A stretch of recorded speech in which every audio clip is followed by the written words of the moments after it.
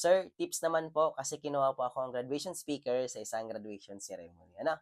Okay, sige. So, although hindi pa naman ako masyadong magaling mag-talk sa mga graduation ceremony, ano, pero na-appreciate ko na ako ang tinanong mo about diyan. So, sige pagbigyan natin, ano, magbigay tayo ng tatlong tips.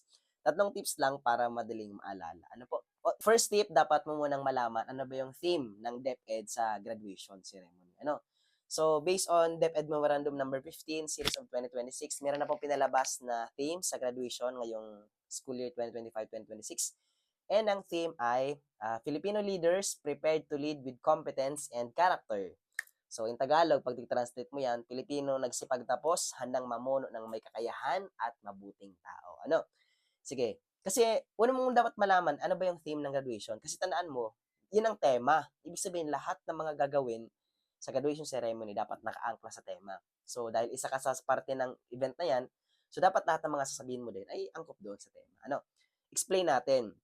Ano ba yung ibig sabihin ng theme? Kasi nasa taas. Oh, Filipino leaders. Imaginin mo ha. Oh, yung palang term na leaders, hindi ginamit na term yung students. So, ibig sabihin, as a graduation speaker, dapat ang sabihin mo dyan, yung mga batang ito na yung mga susunod na leaders ng ating bansa. Ano po? So, pag sinabing leaders, hindi naman necessarily politiko ka.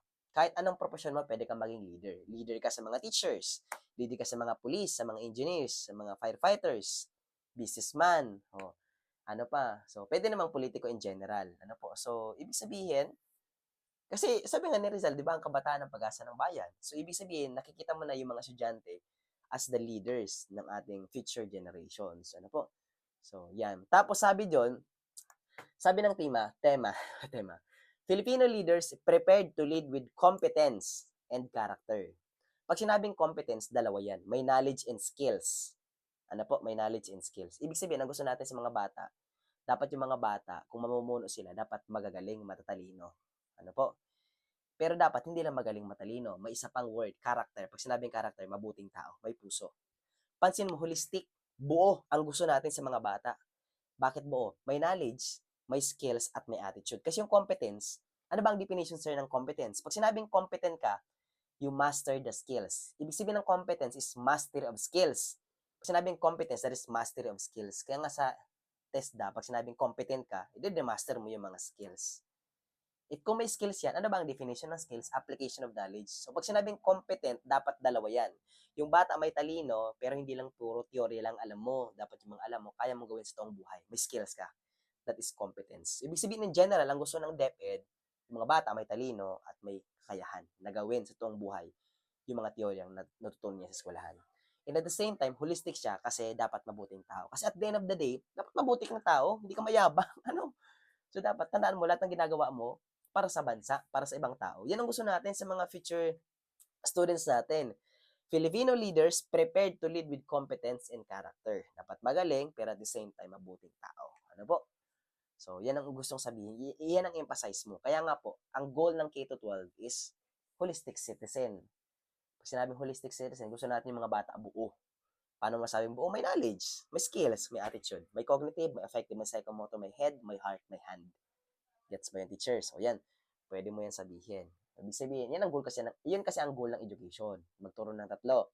Knowledge, skills, and attitude, buuin ng bata. Kasi pag buo siya, kaya mo palabas ang full potential.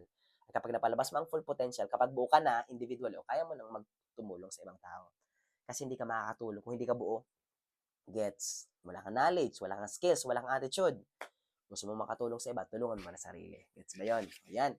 Yan ang una mong gawin. Alamin mo muna yung team. Kasi explain mo yon. Ano bang ibig sabihin ng team na yun? Pangalawang tip ay experiences. Ano po? So, tandaan mo kasi, in-invite ka dyan ng school kasi may mga experiences ka na pwede mapulutan yung mga bata ng inspiration. Ano po? So, alalahanin mo ulit ano yung mga experiences mo. Sa experiences, ang suggestion ko dyan, dalawa. Isipin mo, number one, what is the most challenging experience that you have encountered and how did you overcome it? Ano yung pinakamatining pagsubok na napagdaanan mo at paano mo yun nalagpasan? Ano po? And ano yung mga matututunan mo, natutunan mo doon sa experience na yun at ano yung mga pwedeng matutunan na lesson ng mga bata? Pangalawa, what is the best experience naman na na-encountered mo? And ano yung life lessons na nakuha mo doon? Ano po?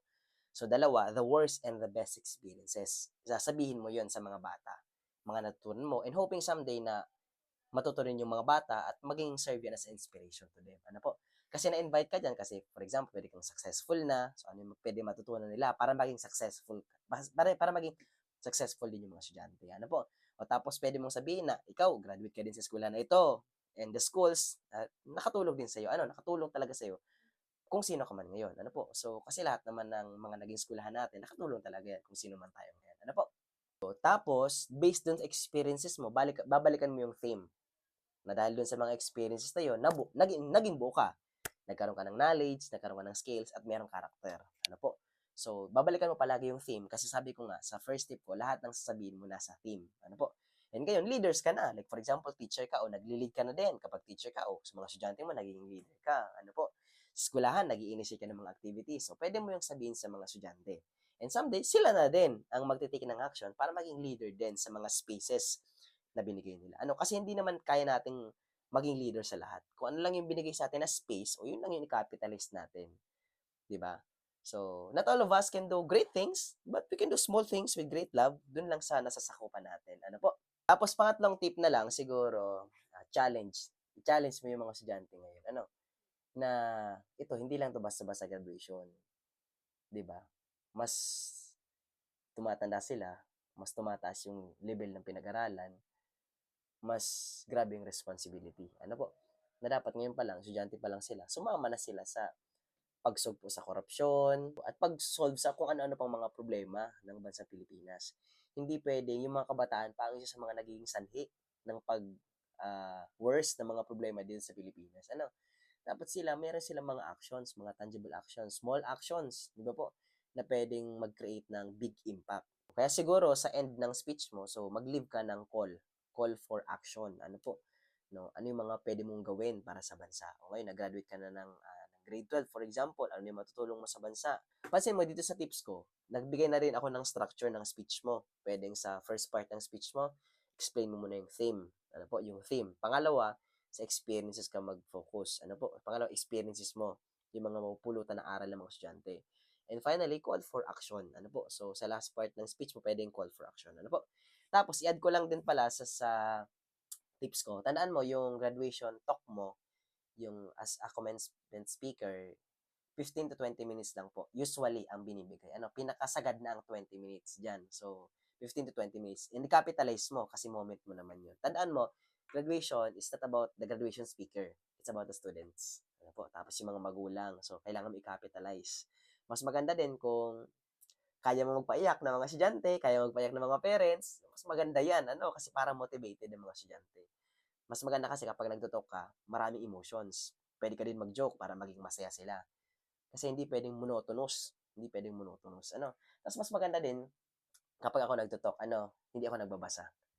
Kung ano yung sinulat ko, kung as much as possible, minimemorize ko yan. Kung hindi ko na-memorize, may mga bullets na sinusunod ako. Parang ginagawa ko siyang story.